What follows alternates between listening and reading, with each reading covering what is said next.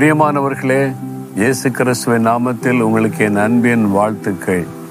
இந்த இடம் எப்படி இருக்கு பார்த்தீங்களா? ரோஸ் கார்டன் எவ்வளோ அழகா இருக்குது.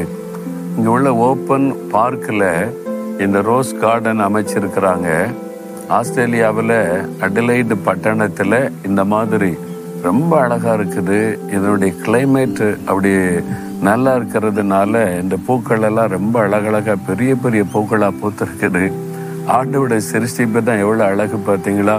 இது ஒரு colour, rose colour, yellow colour, விதவிதமான கலரில், வயலட் கலர்லெல்லாம் ரோஸ் பூக்களை இங்கே பார்க்க முடிகிறது. ரொம்ப ஒரு ஆசீர்வாதமான ஒரு தேசம்தான் இது. சரி, ஆண்டவர் இப்போ எனக்கு என்ன சொல்லுகிறார் அப்படின்னு கேட்குறீங்களா? ஆதியாகமம் 12ஆம் அதிகாரம் 2ஆம் வசனம், நீ ஆசீர்வாதமாய் இருப்பாய். ஆண்டவர் சொல்ல, நான் உன்னை ஆசீர்வதிப்பேன். எதுக்காக உன்னை ஆசீர்வதிக்கிறேன்னா, நீ ஆசீர்வாதமாய் இருக்கணும் என்பதற்கு. ஆண்டவர் சொல்ல, நான் உன்னை ஆசீர்வதிப்பேன், பெருக பண்ணுவேன், உன்னை உயர்த்துவேன், செழிக்க பண்ணுவேன். அந்த வாக்குத்தத்தெல்லாம் கொடுத்து நம்மை ஆசீர்வதிக்கிறார்ல. இந்த ஆசீர்வாதம் எதுக்காக?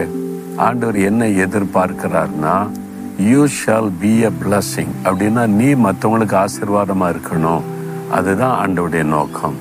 ஆனால் நம்ம அநேக சமயங்களில் சுயநலமாக ஒரு வட்டம் போட்டு, நான் ஆசீர்வாதம், என் குடும்ப ஆசீர்வாதம், என் பிள்ளைகள் ஆசீர்வாதம், அது எனக்குரியதுன்னு சுயநலமாகவே வாழ்ந்து பழகிட்டதுனால நிறைய தேவ பிள்ளைகள் பெற்றுக்கொண்ட ஆசீர்வாதத்தை இழந்து போகிறதை நான் பார்த்திருக்கிறேன்.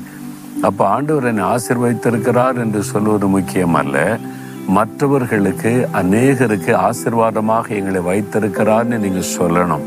அதுக்கு தான் உங்களை ஆசீர்வதிக்க விரும்புகிறார். நீங்கள் இருக்கிற கிராமம், நீங்கள் இருக்கிற பட்டணம், நீங்கள் வேலை செய்கிற இடம், வசிக்கிற இடம், பிஸ்னஸ் செய்கிற இடம், சுற்றிலும் இருக்கிற சமுதாயத்துக்கு நீங்கள் ஆசீர்வாதமாக இருக்கணும். இருக்கிறீங்களா? உங்களால் எத்தனை பேருக்கு நன்மை நடந்திருக்குது? கடந்த மாதத்தில் எத்தனை பேருக்கு நீங்கள் ஆசீர்வாதமாக இருந்தீங்க? யோசித்து பாருங்கள். உங்களுடைய வருமானத்தில் ஒரு பங்கை மற்றவருடைய ஆசீர்வாதத்துக்காக நீங்கள் செலவு பண்ண அர்ப்பணித்து கொள்ளணும். அப்போது ஆண்டவர் மேலும் மேலும் மேலும் உங்களை ஆசீர்வதிப்பார்.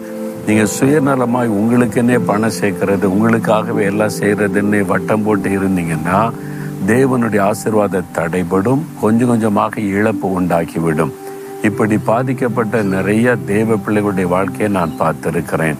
அதனால் நீங்கள் தீர்மானம் பண்ணணும், ஆண்டவரை என்னை ஆசீர்வதிங்க, நான் மற்றவங்களுக்கு ஆசீர்வாதமாக இருப்பேன். அப்போ கர்த்தர் உங்களை ஆசீர்வதிப்பார். நான் அப்படி தான் ஜெபம் பண்ணேன், ஆண்டவரே இந்த ஊழியத்தை நீங்கள் ஆசீர்வதித்தா நாங்கள் பல ஊழியத்துக்கு ஆசீர்வாதமாக இருப்போம். அப்படி ஒப்பு கொடுத்ததுனால தான் கர்த்தர் ஆசீர்வதிக்கிறார். நாங்கள் பல மிஷனரி ஸ்தாபனங்கள், பல சபைகள், பாகுபாடு இல்லாதபடி பல ஏழை மக்களுக்கு ஆசீர்வாதமாக இருக்க அர்ப்பணித்து கொண்டதுனால தான் கர்த்தர் ஆசீர்வதிக்கிறார். நான் இதெல்லாம் செலவு பண்ணாமல் மற்றவங்களுக்கு பிரயோஜனப்படுத்தாமல் சுயநலமாக இருந்தால் ஆசீர்வாதம் தடைப்பட்டு விடும். அதனால் நீங்கள் மற்றவங்களுக்கு ஆசீர்வாதமாக இருக்கிறீங்களா? கடந்த மாதத்தில் எத்தனை பேருக்கு நன்மை செஞ்சீங்க? இல்லை அப்படி ஒரு வாய்ப்பே எனக்கு இல்லை சூழ்நிலைன்னா, அப்படி நன்மை செய்கிற எத்தனையோ ஸ்தாபனங்கள் இருக்கிறது, ஊழியங்கள் இருக்கிறது, அவங்க மூலமாக செய்யுங்க. எப்படி ஆகல நீங்கள் மற்றவங்களுக்கு பிரயோஜனமாக நன்மை செய்கிறவங்களாக இருக்கணும். விதவைகள், ஏழைகள், தரித்திரர், பாதிக்கப்பட்ட கஷ்டப்படுறவங்க எவ்வளோ பேர் இருக்கிறாங்களே, அது மாதிரி மக்களுக்கு நீங்கள் நன்மை செய்யணும்ல. அப்போ நீங்கள் அவங்களுக்கு ஆசீர்வாதமாக இருக்கணும்ல. இன்றைக்கி ஒப்பு கொடுங்க, ஆண்டவரே நான் இனி சுயநலமாக இருக்க மாட்டேன். நான் எனக்குடைய வருமானத்தில் ஒரு பங்கை நான் மற்றவங்களுக்காக செலவு செய்து மற்றவங்களுக்கு நான் ஆசீர்வாதமாக இருப்பேன்னு ஒப்பு கொடுங்க. கடன் பிரச்சனை மாறிடும், தரித்திரம் மாறிடும், வீண் செலவுகள் மாறிடும், ஆஸ்பத்திரி செலவுகள் நின்றுவிடும். நீங்கள் செழிப்பை நன்மை காண்பீங்க. சோதித்து பாருங்கள். நீங்கள் சொல்றீங்களா, ஆண்டவரை பார்த்து சொல்லுங்கள், ஆண்டவரே என்னை ஆசீர்வதிங்க, நான் மற்றவங்களுக்கு ஆசீர்வாதமாக இருப்பேன்.